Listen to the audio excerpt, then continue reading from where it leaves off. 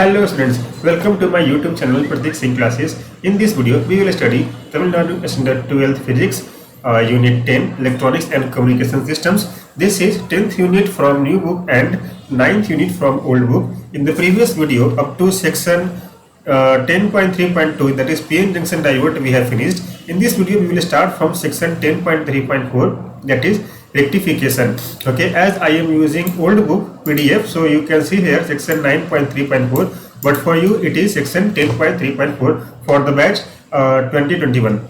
All right, so let us start our today's video. But before starting today's video, let me request to all of you that if you are new to my channel, please subscribe my channel Pratik Singh Classes, share the links and hit the bell icon for all the notifications. Okay, the process of converting alternating current into direct current is called rectification. Okay, till now whatever topics we have seen, all those are related to AC current. Okay, that is alternating current. Okay, now we will study how AC can be converted into DC. There are a lot of benefits over AC of AC over DC. Okay, but some drawbacks also. But at the end, the usage of AC is more than that of DC. In this section, we will discuss two types of rectifiers, namely half wave rectifier and full wave rectifier. Before I start this video, I request you all to please go through the waveform of sinusoidal wave, or just try to memorize what is the graph of sine theta. Okay, coming to section 10.3.4.1, that is half wave rectifier circuit. Okay, the half wave rectifier circuit is shown in figure 9.17a. As you can see here, 9.17a, this is half wave rectifier. Okay, as you can see here, AC input is given, and then to another coil the current flows, and here a diode is given, as you can see in the figure, and then a load is given, and then grounding. So this is half wave rectifier. If you see the figure, okay, as you know very well that the sine theta value goes positive for half cycle and negative for half cycle. Okay, but in case of input and output of half wave rectifier, okay, the negative values are omitted. So you can just imagine that it is mod sine theta graph. Okay, half of mod sine theta graph. Okay, let us start our video tutorial. Fine. The circuit consists of a transformer, a PN junction diode, and a resistor. Okay, so as you can see, okay, this symbol on the movement of my cursor, okay, this is the transformer. Okay, two coils you can see and a parallel line to them, that is the symbol of transformer. In a half wave rectifier circuit, either a positive half or negative half of the AC input is passed through, while the other half is blocked. Okay, so in the previous video, in the previous figure, we have seen that the negative half is blocked and only the positive half cycle is passed. Only one half of the input wave reaches the output, therefore it is called as half wave rectifier. A PN junction diode acts as the rectifier diode. Okay, now what happens in the positive half cycle? When the positive half cycle of the AC input signal passes through the circuit, terminal A becomes positive with respect to terminal B. Okay, so let us see the figure once again. Terminal A will become positive with respect to terminal B of this coil AB. The diode is forward biased and hence it conducts. The current flows through the load resistor RL, and the AC voltage develops across RL constitutes the output voltage V0, and the waveform of the diode current is shown in figure 9.17b. So as you can see here, this is a PN junction diode. Okay, A is positive and the positive terminal is connected to the positive side of the diode, so this becomes forward biased, and in forward bias, okay, the current passes, okay, for the first half cycle. In the next half cycle, the terminal A becomes negative and thus the diode becomes reverse biased, and so it does not allow the current to pass through it as the depletion layer increases, as we have seen in the previous video. What happens during the negative half cycle, as we have discussed just now? Let us see what is given in the book.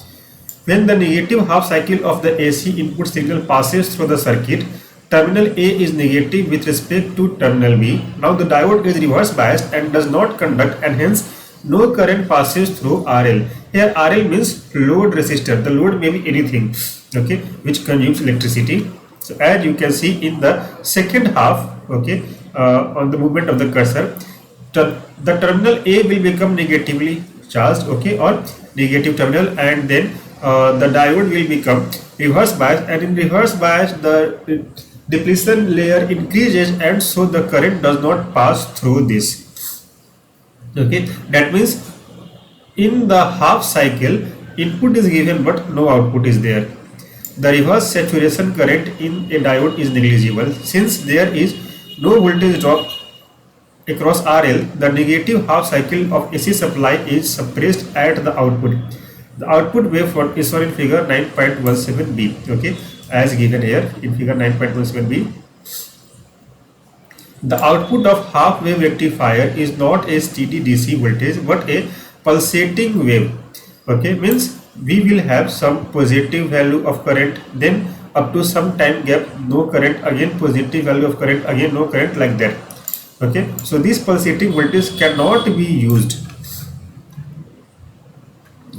for electronic equipments. Okay, a constant or a steady voltage is required, which can be obtained with the help of filter circuits and voltage regulator circuits. Coming to efficiency of half wave rectifiers. Okay, efficiency eta is the ratio of output DC power to the AC input power supplied to the circuit. Okay, and for half wave rectifier, okay, the efficiency comes to around 40.6% only. If the direction of diode is reversed, the negative half of the AC signal is passed through, the positive half is blocked. Okay, just as given here. If suppose the diode direction is reversed, okay, in that situation only the negative half will pass through the diode, okay, because in that situation it will become forward biased, and the positive circuit, positive side of the wave or the positive form of this sinusoidal waveform will not pass through it. Coming to full wave rectifier, the positive and negative half cycles of AC input signal pass through the full wave rectifier circuit, and hence it is called the full wave rectifier. Okay, the circuit is shown in figure 9.18a, as you can see here. Okay, this is a complex circuit as with respect to this simple half wave rectifier circuit.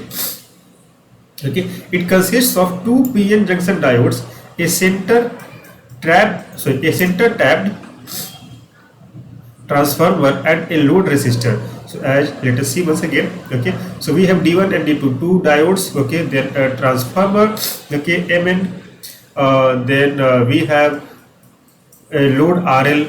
Okay, so let us see what happens here. As you can see by the graph, in full wave rectifier, okay, when the input is given, the negative cycle also becomes the positive wave outform or waveform. The center is usually taken as the ground or zero voltage reference point. Due to the center tap transformer, the output voltage rectifier by each diode is only one half of the total secondary voltage. What happens during first positive half cycle? When the positive half cycle of the AC input signal passes through the circuit, terminal M positive, G is at zero potential and N at negative potential. Let us see once again. For the first, M will become positive, okay, and then G become ground, so it will become zero, and so the current will pass through this diode D1.